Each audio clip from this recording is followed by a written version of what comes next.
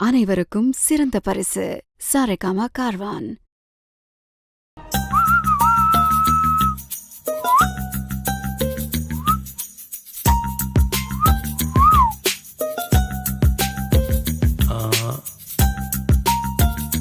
இலக்கியா,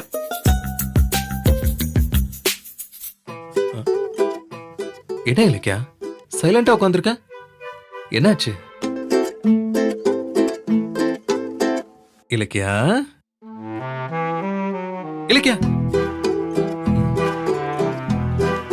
ஏய் இலக்கியா, ஏய்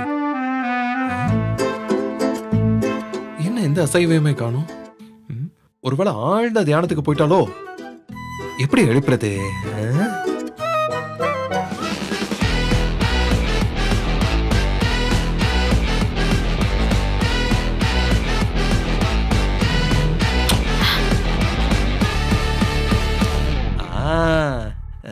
இப்ப சுயநினைவு வந்திருக்குமே. இது சரிப்பட்டு வராது. இனி அதிரடி ஆக்ஷன் தான். மேடம், கொஞ்சம் தள்ளி உட்கார்றீங்களா?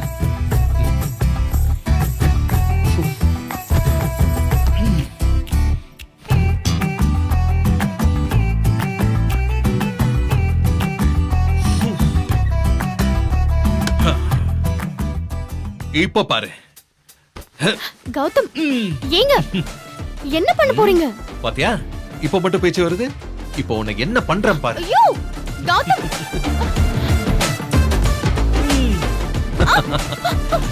ஐயோ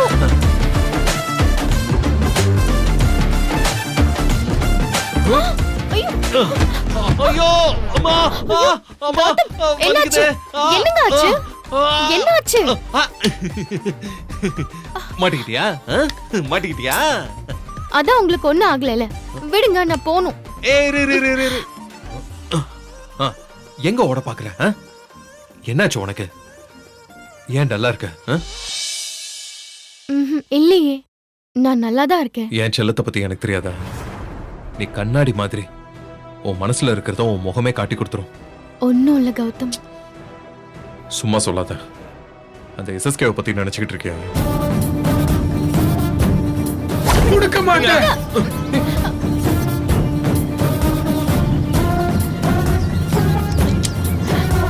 கௌதம், அத நினைச்சாலே உடம்பெல்லாம் நடுங்குது. அந்த சாமியார் மட்டும் பொம்மைய புடுங்கிட்டு போலனா நம்ம நிலைமை என்ன ஆயிருக்கும்? ஒரே செகண்ட்ல நம்ம 2 பேரும் வெடிச்சு சிதறி இருப்போம்.